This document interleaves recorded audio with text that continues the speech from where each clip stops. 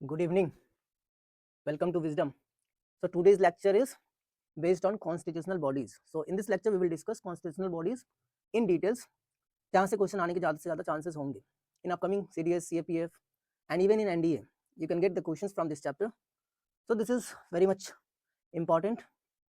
In this chapter we will discuss 3 to 4 constitutional bodies. We have at least 10 constitutional bodies that we can discuss, and we should discuss also. So we will discuss half of the part in the next video. And in this video, we will discuss 3 important, especially Election Commission of India. As usual, it is always in news. And then after we will discuss UPSC, and then State PSC, and then after Joint Public Service Commission. And after that, we will discuss Finance Commission. So let's begin. The constitutional bodies in India, the framework, we will discuss understanding and architecture of the sovereign institution. In constitutional bodies, we will discuss Election Commission of India, that is ECI. Then we will discuss UPSC. Along with UPSC, we will discuss a state PCS, or we call it a state PSC, and then Joint Public Service Commission. It is not usually used 2 days, but once upon a time it was used in case of Punjab and Haryana. In the time immemorial, let's say we can say 1960s, yes, 1960, 66 onwards. So now, and one of the most important constitutional bodies, that is FCI, the Finance Commission of India. So let's understand what is the basic meaning of the constitutional bodies. So once we will discuss constitutional bodies, we must be aware of the meaning of the constitutional body. So if we define it, so it is a body that is mentioned in the Indian Constitution. अगर एक ही बात में अगर याद रखें तो ये ऐसे हमारे बॉडीज है जो कि कॉन्स्टिट्यूशन में मेंशन्ड है, कॉन्स्टिट्यूशन में मेंशन्ड है, यानी कि सोर्स ऑफ पावर जो होता है, bodies driven their power and authority directly from the constitution of India, and they are mentioned in the text of the constitution itself. So its nature is permanent and independent. There is no we can say कि किसी प्रकार का कोई इसमें ये नहीं है, directly ये इंडिपेंडेंट बॉडी है. If we talk about the structural changes, so कुछ भी अगर चेंजेस हो गए in the mechanisms, in the compositions and power of the bodies, it requires constitutional amendment. और देन आफ्टर वो जो कॉन्स्टिट्यूशनल अमेंडमेंट होगा under article 368 of the constitution, and इस अमेंडमेंट के तहत इसको पास होने के लिए रिक्वायर्ड स्पेशल मेजोरिटी 50+1. सो ये चाहिए होता है. जैसे कि आपने देखा होगा 101 अमेंडमेंट, 101 कॉन्स्टिट्यूशनल अमेंडमेंट एक्ट 2015, जहां जीएसटी ऐड किया गया, गुड्स एंड सर्विस टैक्सेस. तो ये भी एक कॉन्स्टिट्यूशनल बॉडी के तौर पे भी ही ऐड किया गया जीएसटी को. So we will discuss next part. So constitutional bodies act as a bulwark of the democratic system, and in India it ensures the rule of law, federal balances and social justice. So these all functions जो होता है ये सब constitutional bodies के पास होता है, कि रूल ऑफ लॉ को इंश्योर करना, सोशल जस्टिस को मेंटेन करना, फेडरल बैलेंस रखना. So now we will discuss one by one. So election commission of India, ECI, article 324 बहुत इंपॉर्टेंट है, you must be aware of this. ECI ये all India body है, common है central के लिए, साथ साथ स्टेट गवर्नमेंट के लिए. साथ ही साथ अगर हम बात करें कंपोजिशन का, उससे पहले 324 आर्टिकल्स ये क्या कहता है, तो इट प्रोवाइड्स दैट, ये कहता है कि the power of superintendence, direction and control of elections जो होगा वो 3 पार्ट में होंगे. पहला कौन कौन करेगा, तो किस किस का ये करता है बेसिकली, यानी कि ये जो सुपरिंटेंडेंस ऑफ करता है, power of superintendence, direction and control of the elections of parliament, किस किस का इलेक्शन करवाता है, तो पार्लियामेंट का. दूसरा स्टेट लेजिस्लेचर, एंड थर्ड जो होता है इसके अंदर आता है office of president and vice president, office of president and vice president, इन तीनों का इलेक्शन करवाता है. जो स्टेट इलेक्शन होता है, पंचायती राज इंस्टीट्यूशन, म्युनिसिपल कॉर्पोरेशन, ये सभी इलेक्शंस स्टेट इलेक्शन कमीशन के तहत काम होता है, जो कि इलेक्शन कमीशन ऑफ इंडिया का उसमें कोई रोल नहीं होता. Now let's talk about the composition. तो कंपोजिशन जो होता है इसमें चीफ इलेक्शन कमिश्नर होते हैं एंड अदर इलेक्शन कमिश्नर होता है, जो प्रेजेंट में 2 अदर होते हैं. We will discuss its history. अगर हम इसकी हिस्ट्री की बात करें कंपोजिशन के टर्म में, तो इनिशियली जब 1950 की बात करें तो 1950 से 1989 का टाइम पीरियड जो था,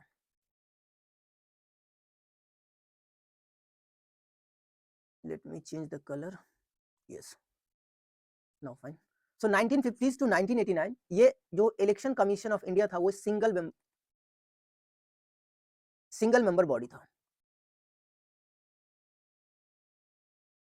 बट 1989, अगर आपने अमेंडमेंट पढ़ा होगा थोड़ा बहुत, अगर आप पहले से पढ़ रहे होंगे तो आपको पता होगा कि 1989 में 61st अमेंडमेंट हुआ था, और इस अमेंडमेंट के तहत वोटिंग एज 21 से 18 ईयर्स किया गया था। और उस टाइम पे इलेक्शन कमीशन को असिस्ट करने के लिए, चीफ इलेक्शन कमिश्नर को असिस्ट करने के लिए टू मोर मेंबर को क्या किया गया था, अपॉइंट किया गया था as a other election commissioners. और तब जाके ये सिंगल मेंबर बॉडी से ये बन गया multi member body. But again अगर हम यहाँ लिखें, अगेन 1990 में इसको जो ये जो 2 मेंबर बॉडी था उसको फिर से ये 2 वाले को एबॉलिश कर दिया गया। एबॉलिश मतलब होता है रिमूव कर देना, हटा देना, तो एबॉलिश्ड 2 मोर मेंबर्स, और फिर से ये बन गया single member body. But again इन 1993 फिर से 2 मेंबर को ऐड किया गया, एंड देन आफ्टर ये फिर से बन गया और 3 मेंबर बॉडी और मल्टी मेंबर बॉडी, और 1993 से टिल नाउ ये कंटिन्यूअसली 3 मेंबर बॉडीज है। लेकिन प्रॉब्लम यहाँ होता है, अब जब भी मेंबर ज्यादा होंगे तो डिसीजन लेने में प्रॉब्लम होती है, तो डिस्कशन होता है। तो जब भी कोई डिसीजन लेना होता है, तो जब भी ओपिनियन में डिफरेंसेस आते हैं, तो वहां पे मेजोरिटी जो कहेगा उस पर काम बन जाता है। अगर 3 है तो 2 जिसमें राजी है वो काम हो जाएगा। If you talk about another important part, so that is all now. Yes, अब हम कंपोजिशन की बात कर रहे थे, हाँ तो हो गया। इसके बाद है इनका जो अपॉइंटमेंट होता है चीफ इलेक्शन कमिश्नर या इलेक्शन कमिश्नर का, वो अपॉइंट किया जाता है president of India. So appointed by the president of India, and removal भी वही होता है, and removed by also president of India remove करते हैं। सर्विस वगैरह, tenure and service, condition of service, tenure, ये सब डिसाइड कौन करते हैं, तो प्रेसिडेंट ही डिसाइड करते हैं। टेन्योर की बात करें तो 6 ईयर और 65 ईयर्स ऑफ एज होता है, which ever earliers. And president of India can also, अगर हम लिखे बात करें तो वी कैन से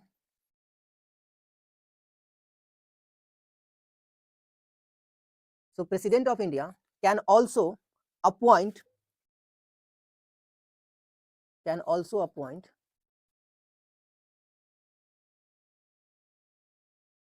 regional commissioner,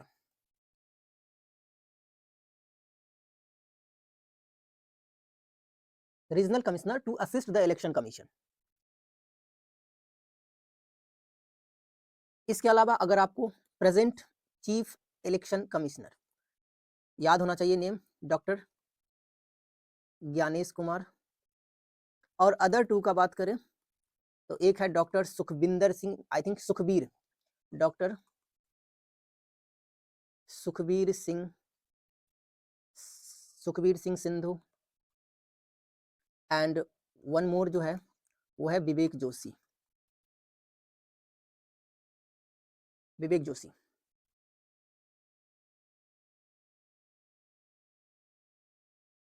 now one important thing यहाँ से याद रखना है कि हाँ, अब सिक्योरिटी ऑफ टेन्योर होता है चीफ इलेक्शन कमिश्नर के पास, जो सीईसी होता है उसके पास सिक्योरिटी ऑफ टेन्योर होता है।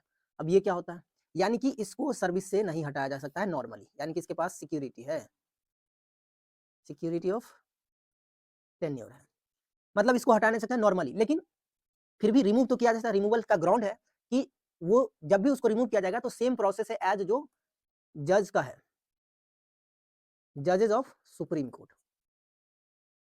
अब ये रिजोल्यूशन क्या है, जजेस ऑफ सुप्रीम कोर्ट का क्या रिजोल्यूशन है जिसके तहत इसको रिमूव किया जा सकता है, तो वो है कि रिजोल्यूशन पास होना चाहिए in the parliament with the special majority, और उसमें ये प्रूफ होना चाहिए, it must be proven that the election commission of India और चीफ इलेक्शन कमिश्नर क्या कर रहा है, मिसबिहेविंग, तो मिसबिहेवियर का केस हो सकता है, और इनकैपेसिटी कि वो काम नहीं कर पा रहा है जो काम के लिए उसको रखा गया, तो इन दैट कंडीशन इसको रिमूव किया जा सकता है बाय द प्रेसिडेंट। अगर अदर कमिश्नर, अदर की बात करें, इन दोनों का बात करें, अगर इन दोनों को रिमूव करना है तो इसके लिए बाकी प्रोसेस तो सेम होगा, बट रिकमेंडेशन चाहिए किसका, recommendation of CEC, chief election commissioner का इसमें क्या होगा, रिकमेंडेशन चाहिए। इसके अलावा आपको पता होना चाहिए कि कॉन्स्टिट्यूशन में किसी भी टाइप से इन सभी चीजों को नहीं रखा गया है कि क्वालिफिकेशन क्या होगा, किसी भी स्पेसिफाइड टर्म्स वगैरह नहीं है, ये एक जनरल प्रोसीजर है जो पार्लियामेंट फॉलो करता है, और ये इन सभी चीजों को लेकर डिस्क्रिशनरी राइट जो होता है वो प्रेसिडेंट के पास है। So now let's discuss power and function. So power की बात करें तो एडमिनिस्ट्रेटिव पावर होता है इसके पास, ये डिटरमाइन करता है territorial area of electoral constituencies. Electoral constituencies का जो एरिया है, टेरिटोरियल एरिया, वो कहाँ तक है, वो किस कॉन्स्टिट्यूएंसीज का टेरिटोरियल एरिया कहाँ तक है वो डिफाइन करता है। Then it also prepare electoral rolls, voting list वगैरह तैयार करना, ये सब इसका एडमिनिस्ट्रेटिव काम है। If we talk about the quasi judicial procedure, so its act as a court for settling disputes related to the recognition of political parties and allotment of symbols। जो political party होता है उसको symbol provide कराने का काम करता है, political party को रिकॉग्नाइज करता है एज अ पॉलिटिकल पार्टी।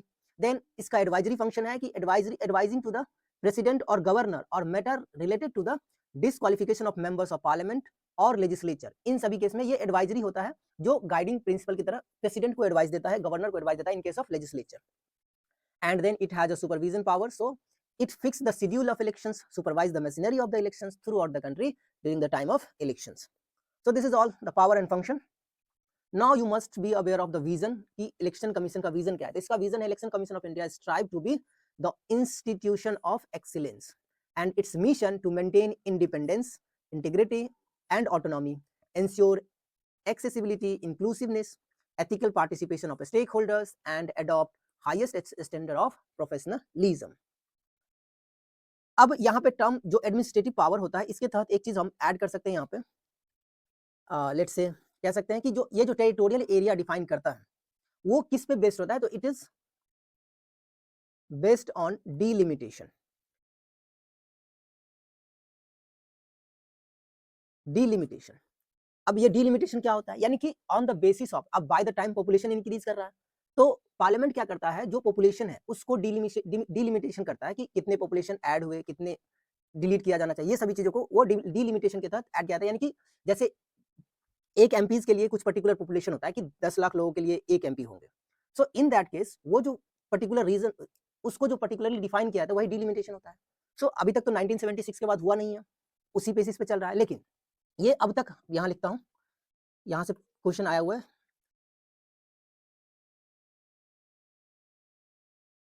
कि डीलिमिटेशन कितना बार हुआ अभी तक, तो 4 टाइम्स हुआ है, बट एक्चुअल में 4 टाइम्स नहीं हुआ है।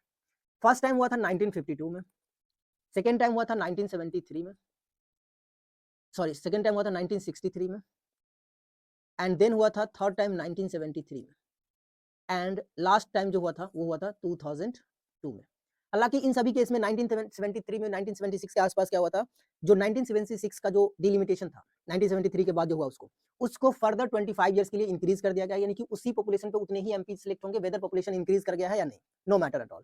But again in 2002 again resolution pass हुआ कि फिर से नेक्स्ट 25 ईयर्स के लिए इसको क्या कर दिया, फ्रीज किया गया। तो ये जो है अब ये 2026 तक इसका टाइम पीरियड है, यानी कि अगला जो डिलिमिटेशन होगा अब 2026 में होना था, बट अगेन इसको इंक्रीज किया गया और ये कहा गया कि अगला जो डिलिमिटेशन होगा आफ्टर द सेंसस, जो हमारा सेंसस होगा 2031 में, उसके बेसिस पे आगे 2031 में करेंगे इसको डिलिमिटेशन का को फर्दर प्रोसीड किया जाएगा।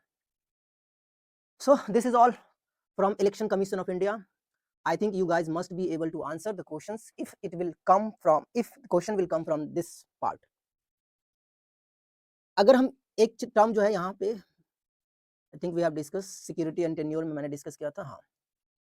इसके बाद हाँ पावर एंड प्रोसीजर में याद रखना है कि जितने पावर्स जजेज ऑफ द सुप्रीम कोर्ट के पास होता है, सिमिलर पावर और इक्वल जो है पेमेंट, इक्वल सैलरीज एक्सेट्रा, जो भी अलाउंसेस वगैरह दिए जाते हैं वो इक्वल होते हैं comparatively to the supreme court of के जजेस जो होते हैं उसके according.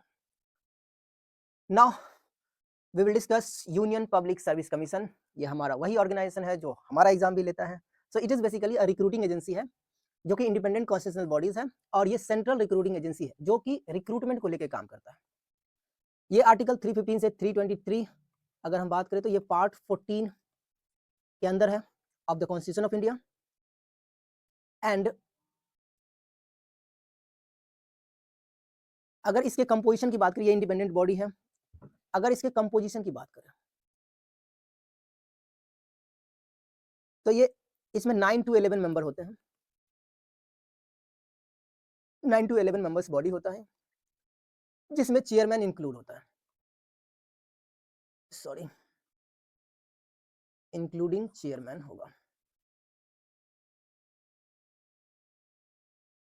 Including chairman.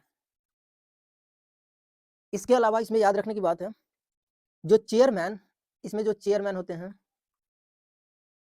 Chairman and member, ये सब के सब अपॉइंट किए जाते हैं bye the president, appointed by president, appointed by president, let me write it clearly,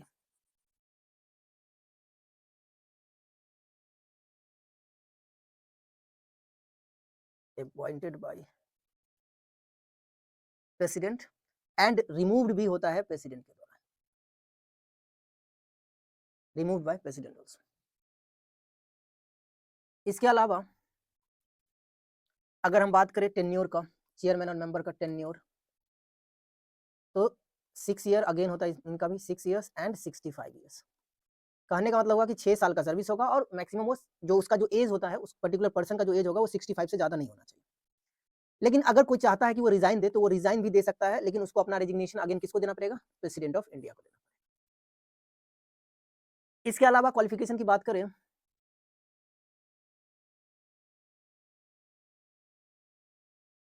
तो क्वालिफिकेशन में हाफ ऑफ द मेंबर जो होना चाहिए, हाफ ऑफ द मेंबर जो होना चाहिए वो आइदर गवर्नमेंट ऑफ इंडिया के सर्विस में रहा हो या फिर किसी भी स्टेट गवर्नमेंट के सर्विस में रह चुका हो। एंड मोर ओवर अगर हम बात करें, मोर ओवर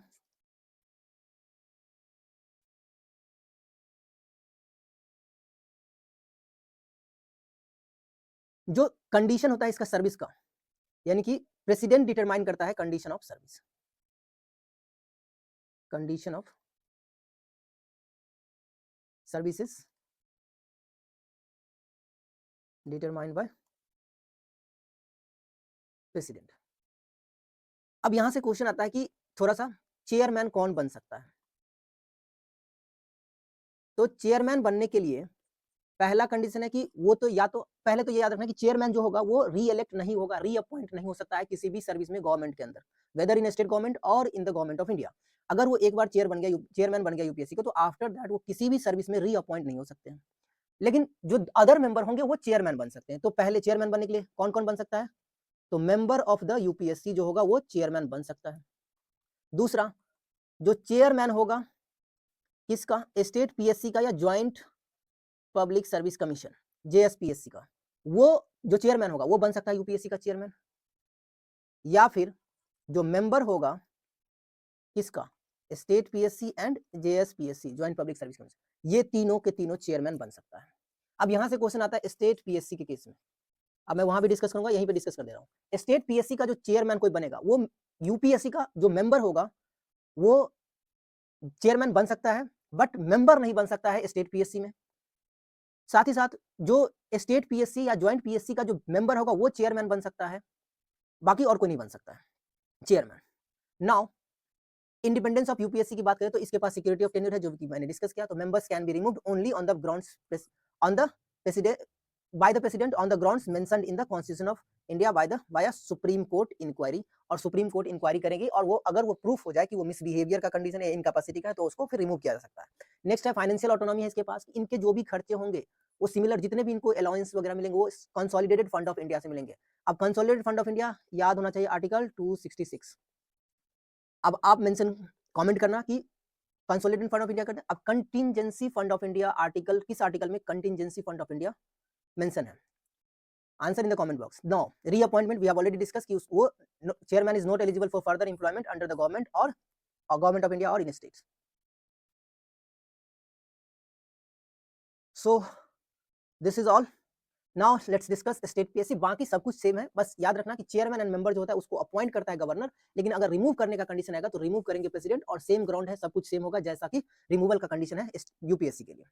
इसके अलावा आपको याद रखना कि इसका जो स्ट्रेंथ होता है, ये पूरे की पूरी स्ट्रेंथ जो होता है ऑफ स्टेट पीएससी का, वो in the hands of governor. तो हम लिख सकते हैं कि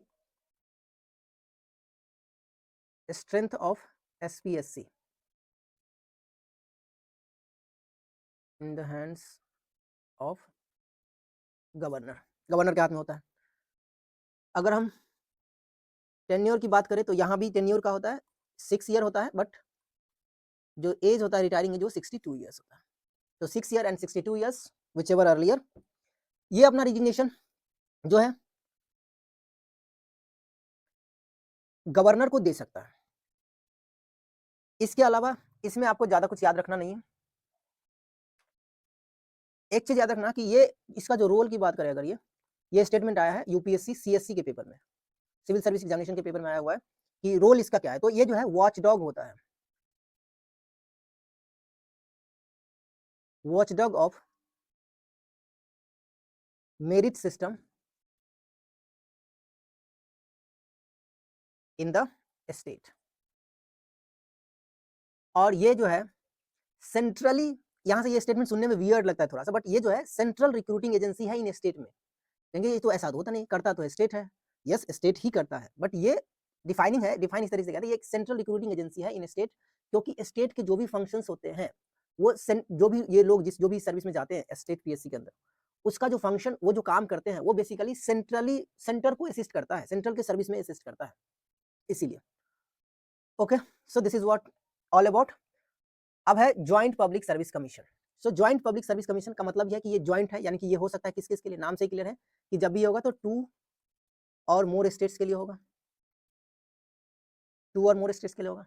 अब ये क्रिएटेड कंडीशन यहाँ से कि इसको क्रिएट किया गया, कैसे किया था, तो ये क्रिएट किया था, कंडीशन इसका कि it can be created by an act of parliament, created by an act of parliament, parliament के कहने पे बनेगा ये। और ये कब होगा, पार्लियामेंट कब करेगा, when the request passed by the state legislature, अगर रिक्वेस्ट करता है पार्लियामेंट से स्टेट लेजिस्लेचर तब बनाया जाएगा।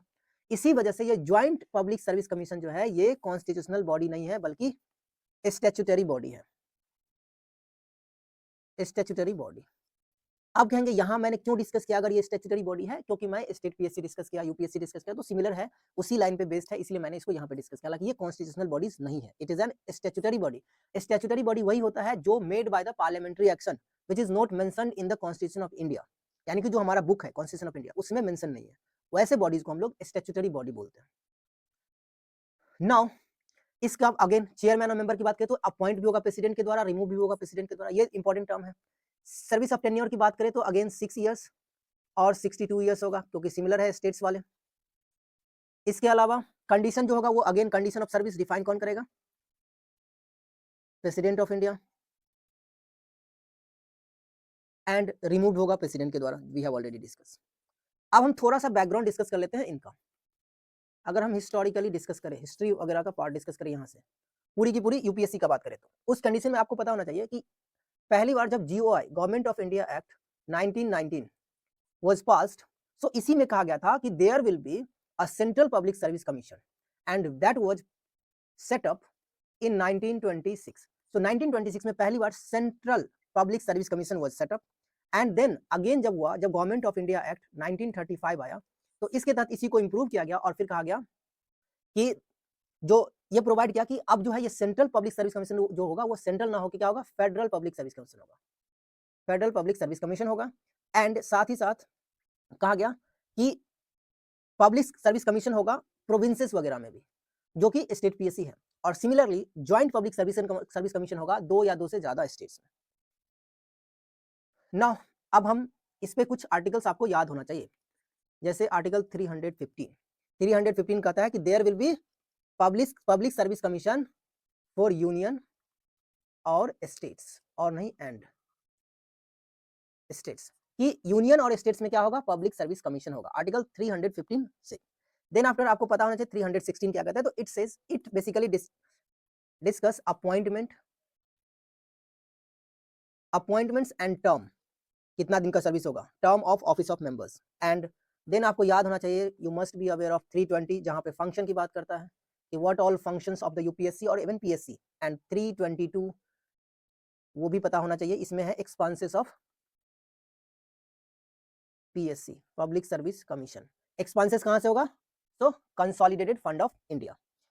आपको कमेंट करना है कंटिंजेंसी फंड किस आर्टिकल के तहत है, किस आर्टिकल में मेंशन्ड है, कमेंट करो। So now this is the last chapter that we need to discuss, the finance commission. Finance commission which is already mentioned in article 280। So article 280 जो है ये बात करता है finance commission of India, and it is a quasi judicial body, quasi मतलब आधा, semi judicial body, constituted by the president after every 5th year या after every 5 year कह सकते हैं, हर 5वें साल इसको कॉन्स्टिट्यूट किया जाता है। अगर हम इसके बात करें कंपोजिशन में, तो इनके एक चेयरमैन होते हैं और 4 अदर मेंबर होता है, तो ये जो होता है 5 मेंबर बॉडी होता है, 5 मेंबर्स बॉडी। इसको अगर इन मेंबर्स और चेयरमैन को अपॉइंट भी करते हैं प्रेसिडेंट, यहां लिख सकते हैं appointed by president of India, and role है balancing wheel of fiscal federalism in India, balancing wheel की तरह काम करता है, यानी कि ऐसा पहिया है जो बैलेंस करता है। नाउ ये जो चेयरमैन एंड मेंबर होता है ये एलिजिबल होता है रीअपॉइंटमेंट के लिए। यूपीएससी के केस में, स्टेट पीएससी के केस में मैंने कंडीशन डिस्कस किया, बट यहाँ जो है ये पांचों के पांचों क्या होते हैं, एलिजिबल होते हैं, eligible for reappointment,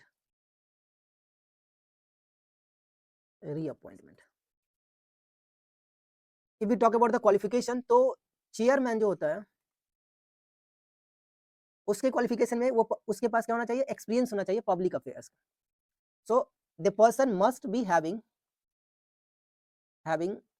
experiences in public affairs, and other provision होता है अदर मेंबर्स के साथ साथ, जो कि कौन कौन से सिलेक्ट किए जा सकते हैं, तो कंडीशन उनके लिए क्या क्या, कौन कौन सिलेक्ट हो सकते हैं, तो जजेस ऑफ हाई कोर्ट, या फिर जो जिसके पास क्वालिफिकेशन है, क्वालिफाइड टू बी जजेस, जो या फिर जज होने के लिए क्वालिफाइड है, वो आ सकते हैं, इसके मेंबर बन सकते हैं। देन आफ्टर जिसके पास नॉलेज हो, knowledge in financial matter, knowledge is finance कह सकते हैं, फाइनेंशियल मैटर्स एंड अकाउंट। इसके अलावा एक्सपीरियंस हो फाइनेंशियल मैटर्स का, वाइड एक्सपीरियंस हो।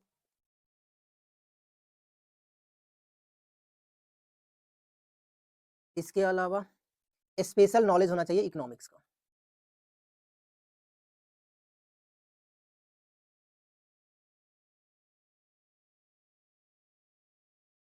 ये सब क्वालिफिकेशन है।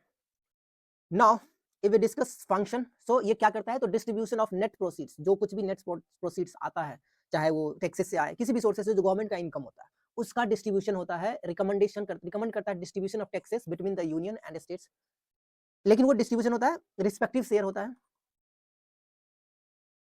Sorry respective shares. साथ ही साथ ग्रांट्स इन एड प्रोवाइड करना, प्रिंसिपल गवर्निंग ग्रांट्स, प्रिंसिपल्स होता है govern grants to states from the consolidated fund of India, की कितना ग्रांट्स जैसे बिहार को मिला था बहुत ज्यादा पिछली बार। फिर है लोकल बॉडीज की बात करें तो ये मेजर्स करता है, measure to argument state consolidated funds to help panchayats and municipalities. तो ये स्टेट का जो कंसोलिडेटेड फंड ऑफ इंडिया होता है, सॉरी स्टेट का जो कॉन्स्टिट्यूशनल कंसोलिडेटेड फंड होता है, उसमें से वो शेयर जो होता है वो पंचायती राज इंस्टीट्यूशन या फिर म्युनिसिपैलिटीज में डिस्ट्रीब्यूशन में भी ये क्या करता है, उसको भी मेजर करता है। And if we talk about its nature, तो ये क्या करता है, रिकमेंडेशन देता है as advisory only and not binding on the government. तो ये क्या करता है, रिकमेंडेशन देता है, बट इसका जो रिकमेंडेशन होता है किसी भी तरीके से बाइंडिंग नहीं होता। इसके बाद एक इंपॉर्टेंट पॉइंट है कि जो फाइनेंस कमीशन होता है,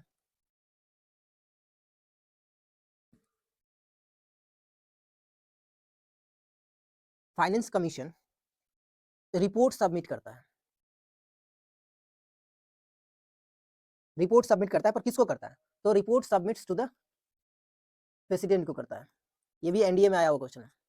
so report submit to the president, and फिर प्रेसिडेंट क्या करता है, इसको पार्लियामेंट के पास सामने रखता है। So it Lay's on before the house, यानी कि हाउस कहने का मतलब पार्लियामेंट, लोकसभा में रखते हैं इन चीजों को। नाउ यहां से एक इंपॉर्टेंट पॉइंट जो कि पता होना चाहिए, जो कि मैंने स्टार्टिंग में डिस्कस किया था, 15th finance commission.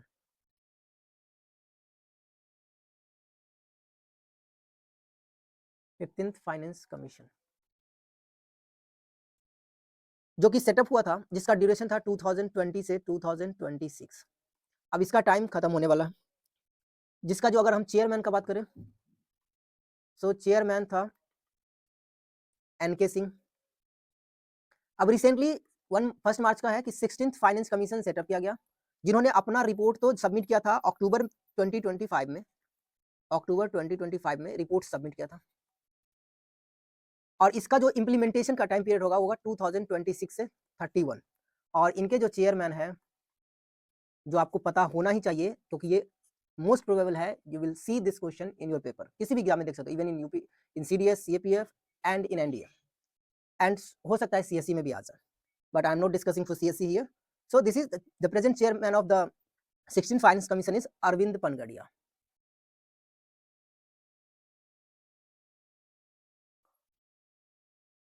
So this is all from my side. If you find it useful, watch it properly, make a short notes and revise it before your examinations. Thanks for your attention. If you want to get PDF of this class, then you can join my Telegram channel, that is Wisdom Defense. And if you want to get direct link, then you can see the description of this YouTube channel. Thank you once again. Jai Hind. मिलते हैं next video में.